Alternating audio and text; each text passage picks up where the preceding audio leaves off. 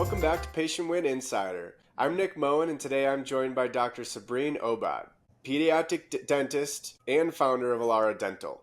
She's opening a brand new practice in an abandoned movie theater and simultaneously building a YC-backed startup that's trying to fix one of dentistry's most outdated systems, supply ordering and inventory management. Today we're digging into what it takes to build a practice from scratch, why she decided to create a tech company at the same time, and where she sees dentistry going next. So let's get into it. Thanks for coming on, Dr. Sabrine. Yeah, thank you so much for having me. So let's just do a little background. Like, what pushed you towards pediatrics, and what did those first few years out of residency look like? Yeah, so before I was a dentist, I was actually a chemist for a little bit. I did that for a couple of years, didn't like it.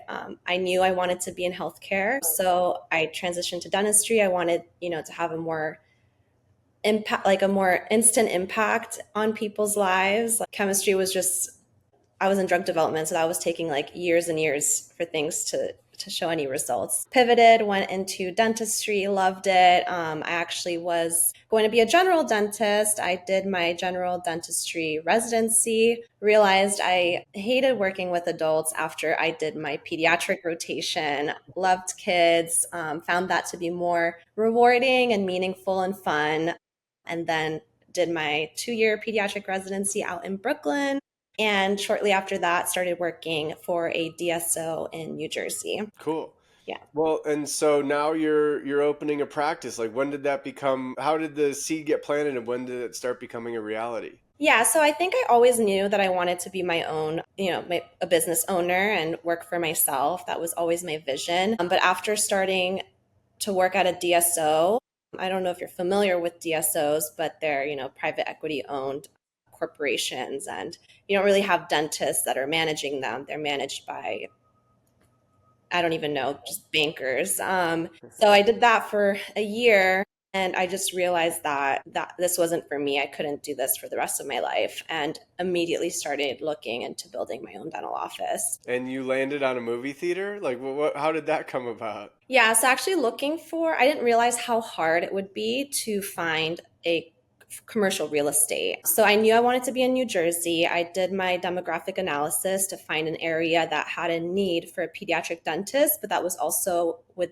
an area that I wanted to live. So I settled on the town of Ramsey, New Jersey, which is not too far from where I'm living currently. Beautiful town. And I started working with my real estate broker, Nick, who was helping me to find properties. And I thought this would be like buying a house where, there's tons of options and, there's constant turnover. So you could find something quite easily. But I realized that's not the case. Commercial real estate is very limited, and it takes the lease on a commercial real estate space is for 10 to 15, 20 years sometimes. So it's not like many are coming onto the market very frequently. So you have a very limited supply of places that you can choose from. So we were looking and looking and looking. I knew I wanted a big space. It had to be at least 2,000 to 3,000 square feet for the purposes of what I was trying to build. And then, my real estate agent showed me a listing for a movie theater. He wasn't really keen on it.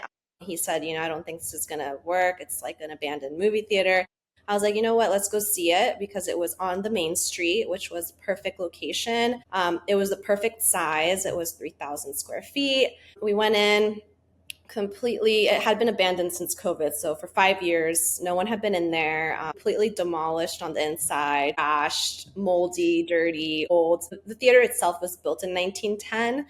So it'd been around a long time, but add to that it had been abandoned for 5 years, was not in a great condition. But yeah, I just saw a vision, and I felt like a connection to the space, and we just decided to go for it. So what sort of challenge, I always like talking about the challenges and how you're overcoming them. Like, what were some of the primary challenges? I mean, budget or contractors, equipment, kind of the timing of stuff. What were some roadblocks you ran into, and how did you solve them? Yeah, so after finding the space, I had to start interviewing contractors to find somebody who would want to build out the space for me. This is going to be a complete demolition, a huge project. And actually, that was a huge obstacle because I was pretty much getting ghosted by every single contractor. They didn't want to do it, or some contractors would quote me absurd amounts just to get me to not take them on. So they would say, oh, this would be like a $1 million build out, which is ridiculous. It's Yeah. not supposed to be that much. But I finally found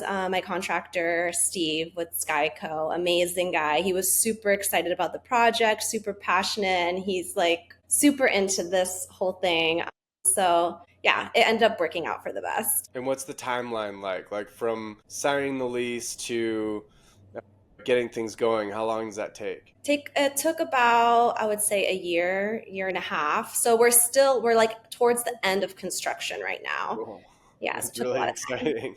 Yeah. Well, and then part of starting the new practice is at some point you're going to have to order supplies, right? Right, exactly. And so tell me about the gap in supply ordering. What's it like now? Is it what's not working and does somebody need to fix this? Yeah, so I was obviously starting to look, as I was going through the build out, I was looking into practice management softwares and other tech that I would need to utilize in my office for the day-to-day operations. And one of the things that I was looking into is ordering the dental supplies and equipment. And the way that people are ordering dental supplies today is quite outdated. Usually dentists have relationships with a representative at one of the big 3 or 4 companies like Henry Schein, Patterson, Benco, and your rep will help you to order supplies that you need, give you different options, and also give you discounts, but they have different incentives for those discounts depending on the margins that they need to hit for that quarter. So it's not really giving the dentist the best price for what's out there, but dentists don't have that visibility. So most dentists just tend to trust their rep and just go with them because it's the easiest way to shop for dental supplies. Other dentists who are more concerned about cost, and this applies mostly to startup dental offices or privately owned dental offices, they will actually do price shopping, logging into multiple websites to look for a particular item and doing a cost comparison. This works pretty well if you're looking for 1 to 10 things, but when you're doing a big order with, maybe 50 to 100 supplies, it's a huge time sink. You can't really do that. So we realized that there wasn't a good platform that aggregates all of these vendors onto one website so that you could just look up the product and automatically be shown where that product is being sold and for how much. So I have 2 brothers. One of them is an entrepreneur from Silicon Valley, had a very successful company in the past that he sold. And then my other brother is an AI researcher at Stanford. So I was talking to them about, I've been talking to them this whole time about my dental office journey and building a dental office. But when I ran into this problem, I just told them, I was like, hey, this is like a big problem. I've spoken to my other friends and colleagues in the industry, and everybody agrees that there's not a really good solution to this. So, both of them got together and they basically said, well, we can build this for you. So we built a prototype, launched it on Facebook. We made one Facebook post in a dental Facebook group, got over 50 people that were interested. And from then we kind of knew, okay, there's a big potential here. And then we just took that and kept going. Yeah. So it's viable for the market. Now, how do you? Because I've had a lot of guests on the podcast that are also in the on the entrepreneurial journey. Tell me about the Y Combinator. How did being backed by an accelerator work? What does that look like, and how has that changed the development of Alara? Yes. Initially, it was me, my brothers, and one other guy that we had working for us who was also a software developer. And we were going to bootstrap the whole thing ourselves, without any major funding. But, it takes a lot of time, and you need manpower to be able to build a software that works well. Yeah. So it would have just taken a lot of time. One of my brothers was in Y Combinator in the past, so we decided to apply put the company and apply for YC in the summer just to see if they would accept us. It's very competitive. They only take less than 1% of applicants every cycle. Yeah. And they really loved our idea, loved our product. So they accepted us into the program. It was a 3-month accelerator. They gave us funding, which really helped, and also gave us a lot of visibility, a lot of resources. And it allowed us to raise our first round of pre-seed funding so that we could hire more engineers and just iterate and make a better product. So what are the biggest challenges in developing a product like this? Yeah, so it's tough to well, first, you have to know what your customers need and want. I mean, I knew what I wanted, but I'm just one person, and there's obviously a lot of intricacies to dental supply ordering. So in the beginning, we were talking to a lot of dentists, just trying to understand how they're ordering supplies, understanding their habits, their patterns, what they're looking for, and then trying to translate that into the tech, which is a big puzzle for the engineering team because we're building something that has never been built before. The engineering stuff I'm not really too familiar with. I know they had a lot of bumps along the road, but from my end, I'm handling more of the marketing and go to market because I'm a dentist. I have a lot of relationships in the industry. So for me, the biggest challenge has just been doing something completely different that I'm not really knowledgeable in, marketing, and also working full time while doing it. So, but it's been really interesting. It's been really fun. I'm learning a lot and just learning to be resourceful and also realizing that, a lot of people don't, you just have to do your research. And as long as you spend the time, you can figure it out. Yeah. So where are you seeing the best market penetration? Like, what are some marketing efforts that are really working while launching a new, tech product in the dental space? Social media Yeah. has been the biggest winner for us. We tried everything, Google ads, SEO, but mostly Facebook and social media has been the places that we've been able to access the most dentists. And then as far as the product goes, I mean, obviously the AI wave, the boom is happening right now. How are you applying AI technology to the product in like day-to-day operations? Yeah, so we're doing some of the features that we have, and again, I'm not really knowledgeable of the tech like AI part of it, but we're doing like smart recommendations. So, for example, a dentist is looking for product A because they're used to it. Our AI will go into the software and pretty much a similar, almost exact product, maybe different brand that is 50-60% cheaper and suggest that to the dentist. So just showing them alternatives that they may not have known about before. We're pulling in, all of their order history, doing some interesting analytics on that to help dentists understand where their money is going and where they could save. So yeah, those are just a couple of examples of how we're incorporating the AI into there. Okay, I love that. Well, so why then is price transparency so broken in dental supplies? Like, where do you think the big gap is there? Yeah, it's very fragmented. I think just competition and all these vendors don't want to have any comparison tools like this because it puts them in a position where they have to be more aggressive with their pricing in order to compete in the market. So yeah, I just don't think any of the vendors would have wanted to build something like this. So yeah. Yeah, well, and I mean Henry Schein and Patterson, and we've all got relationships with them too, for in some capacity for everything. Um, how I mean, is this kind of disrupting the industry there? Like, how do you feel like it could potentially fit in with the way they're doing things, or is it completely separate? No, actually, a lot of them have been very open to working with us. They want dentists to choose them. So by collaborating with us, it actually can help them because they can maybe lower their prices on certain products and like it could fluctuate as well depending on how the other vendors are reacting to the difference in pricing just to compete and get clients purchasing from them. Sure. And so, like in 5 years, like once this all shakes out, because you've got viable product, it's working, you're starting to sign people up. So in 5 years, like what's the dream? What do you feel like this could look like as far as, modernizing procurement in the dental industry? I mean, I hope everyone is using this to order supplies for their dental office. And I'm confident that it will be the chosen platform.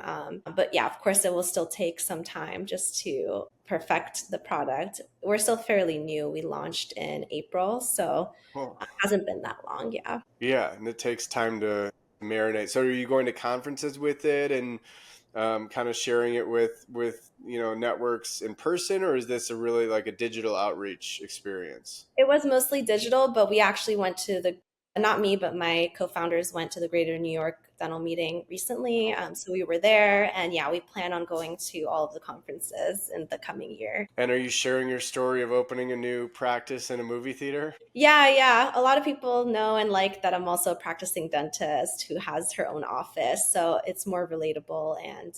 And yeah, Well, everyone's really excited about the movie theater too. It's quite a thing. I mean, it's a great story. Well, Facebook. and you're building it out of experience too. I mean, how do you have a partner that you worked with on finding the space and helping kind of start the new practice? Is there somebody that you recommend working with? Do you have a good experience? Hired consultants to help with opening the office. They've been helpful in some areas. Like they were very helpful for making my floor plan, for example, and optimizing that. But for other things, I wouldn't recommend them just because I thought they would do more in-house. They're quite expensive. They charge like $60,000 for their services. So I thought they would do everything for me. But it was more like, okay, now it's time to do marketing. So I'm going to give you some references for these 3 marketing agencies that we have relationships with. Go do a demo, pick one, pay them, and then they'll do the marketing for you.